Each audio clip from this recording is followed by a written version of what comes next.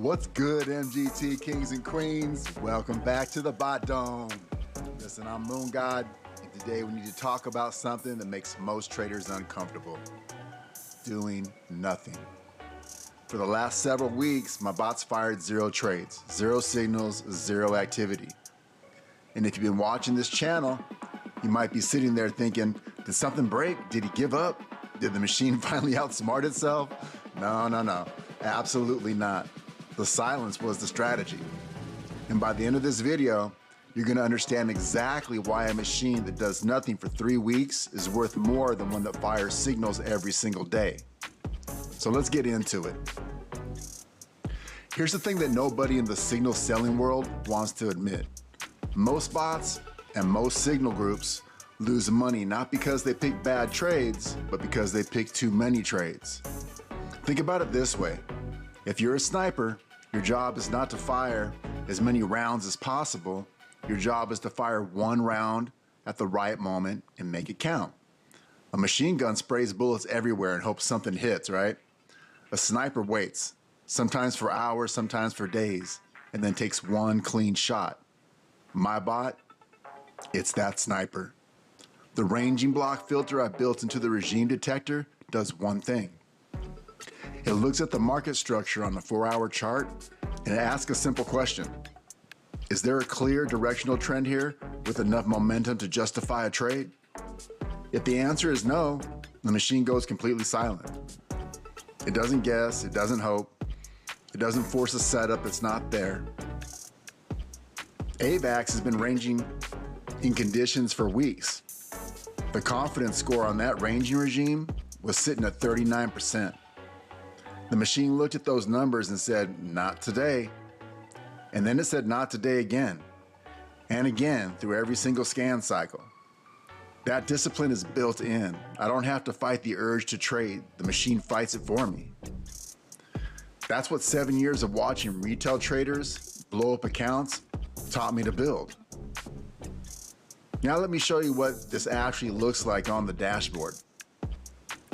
You can see that the regime filter impact right here, it shows in the backtest results.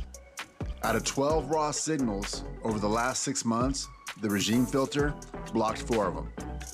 Those 4 blocked trades had a combined win rate of 25%, 1 in 4. That means if the bot had fired all 12 signals, 3 out of those 4 blocked trades would have been losses. The silence protected the capital.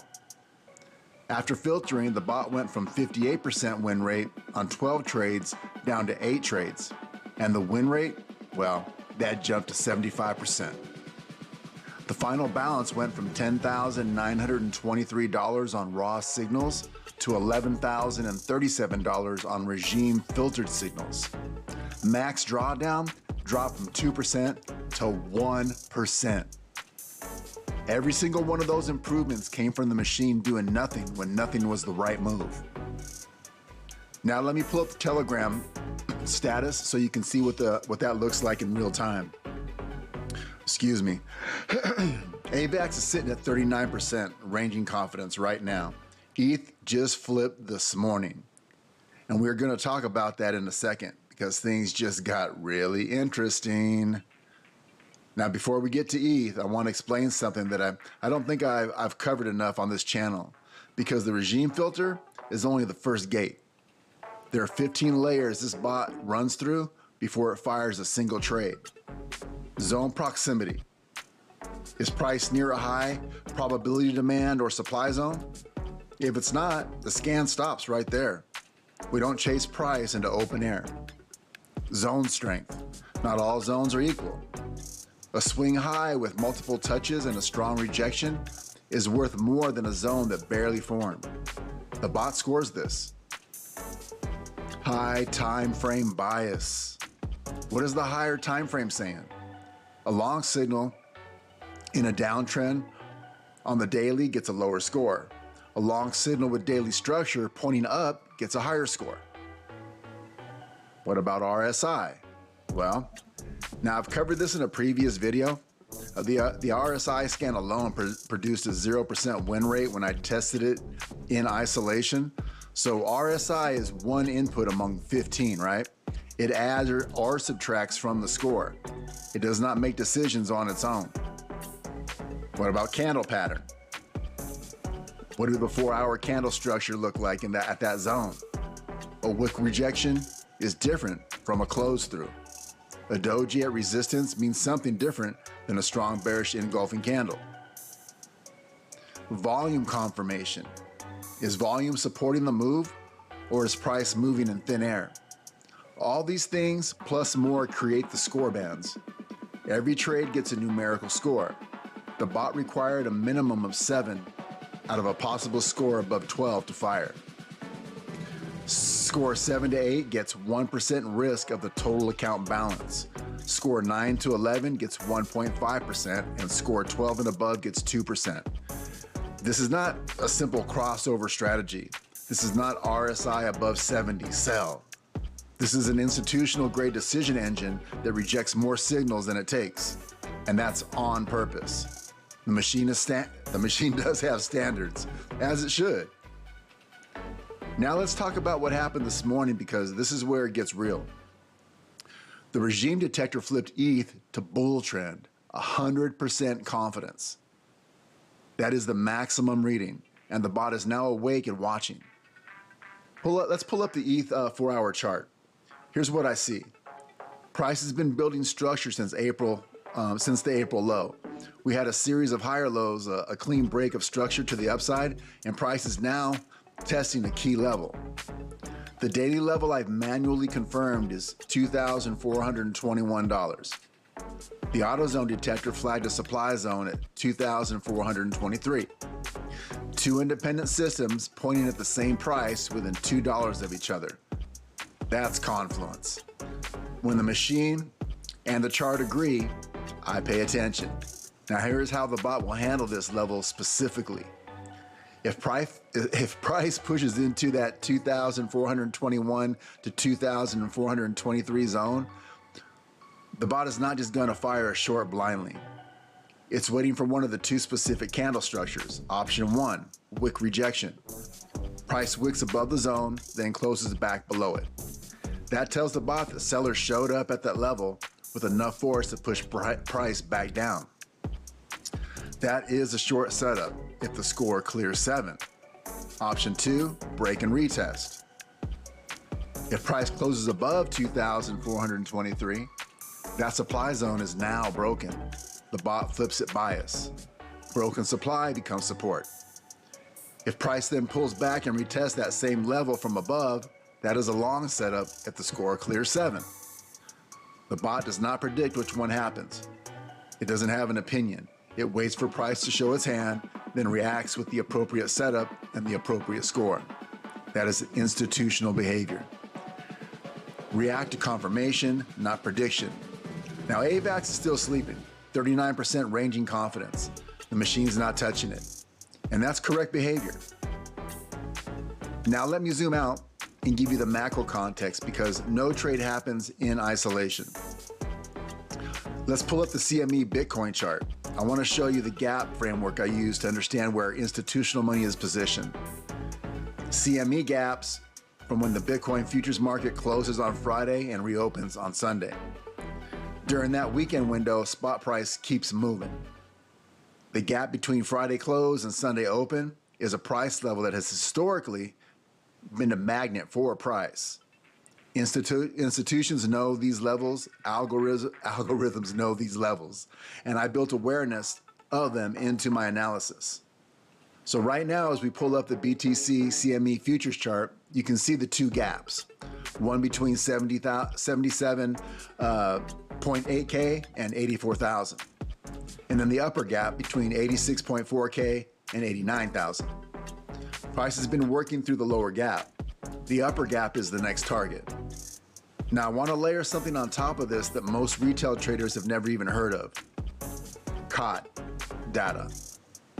COT, commitment of traders.